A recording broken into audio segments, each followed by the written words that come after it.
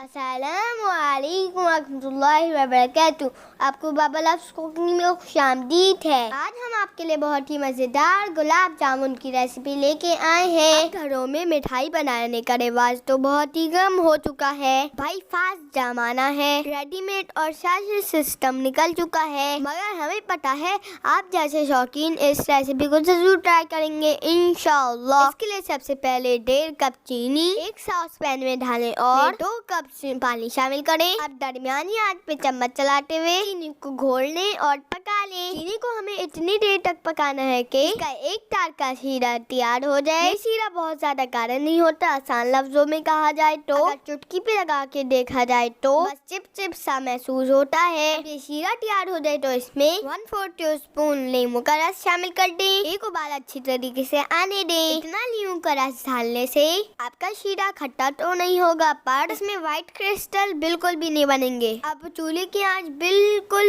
मध्यम कर दीजिए। इसमें 4 इलायचियां पीस के शामिल कर दें, साथ ही साथ 1 टीस्पून केवड़ा वाटर भी। हमें इसका माइल्ड अरोमा चाहिए, बहुत स्ट्रॉन्ग नहीं। मगर हाँ, चूल्हा ना बंद करने की वजह ये है कि हमारा शीरा ठंडा नहीं हो जाए बल्कि नीम गर्म ही रहे। अब आप 250 ग्राम खोया ले लीजिए। खोया बिल्कुल रूम टेम्परेचर पे होना चाहिए, मुलायम मुलायम सा, नरम नरम सा। 1/4 कप छना हुआ मैदा ले लें। 1 टेबलस्पून सूजी अगर बारीक वाली हो तो ज्यादा बेहतर है। 1/4 टीस्पून बेकिंग पाउडर और बेकिंग सोडा को मिक्स नहीं करेंगे। इस रेसिपी में हम बेकिंग पाउडर डाल रहे हैं और सिर्फ एक छोटी सी चुटकी नमक की ले लीजिए और इन सब चीजों को अच्छी तरीके से मिक्स कर ले। आज हमारे बड़े भैया साहब हेल्पर बने हुए थे तो बड़ी नफासत से जैसे उनकी तबीयत है वैसे ही सब चीजें इकट्ठी करके गूंदना शुरू की। बाबा अक्सर हमें इंस्ट्रक्शन देते जाते हैं और हम करते जाते हैं, हमें भी बहुत मजा आता है।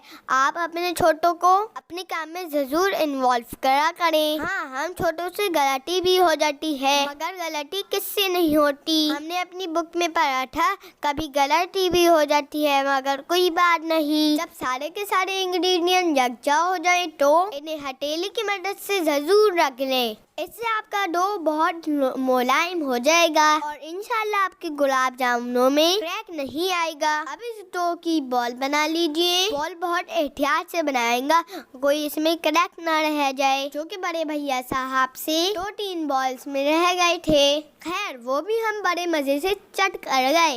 ये जो क्वांटिटी हमने आपको बताई है इससे तकरीबन आपके नॉर्मल साइज के 12 गुलाब जामुन बनेंगे। अब एक कढ़ाई में तेल शामिल करें फ्राइंग के लिए। यह तेल की आंच बिल्कुल स्लो रखेंगे वरना आपकी गुलाब जामुन बाहर से तो जल्दी पक जाएंगे मगर अंदर से गुठली भी बन जाएगी और कच्ची भी रह जाएगी। हमने वीडियो बनाने के चक्कर में शुरू में गुलाब जामुनों को हिलाया नहीं और हमारी आंच भी थोड़ी तेज हो गई थी। फिर बाबा ने हमें जल्दी से साइड में किया और इसे हिलाना शुरू किया और आंच हल्की कर दी।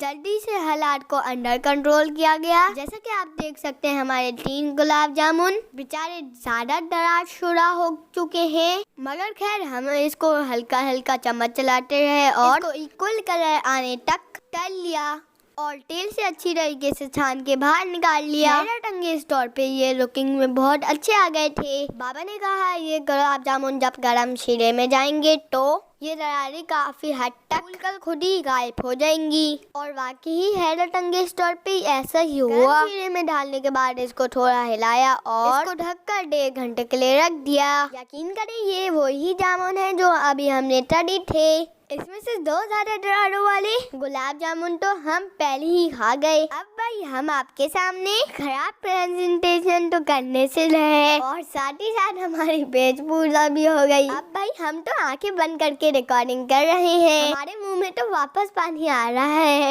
आपका हमें मालूम नहीं। गुलाब जामुन को आप जितनी देर शीरी में डुबा के रखेंगे ये इतने ही जूसी और गोई हो जाएंगे मगर हम में इतना सब्र कहाँ। लीजिए आपके मजेदार गुलाब जामुन तैयार है। भी बनाए, मेहमानों को भी खिलाएं, आपस में हड्डियाँ करें। हड्डियाँ देने से मोहब्बत बढ़ती है और बांटने से रिस्क। इस रेसिपी को जरूर ट्राई करेंगे और हमें दुआ में याद रखेंगे। अगर आपको वीडियो पसंद आई हो तो वीडियो को लाइक करें, चैनल को सब्सक्राइब करें और कमेंट बॉक्स में जरूर बताएं। देखने के लिए जज़ाकल्लाह खैर।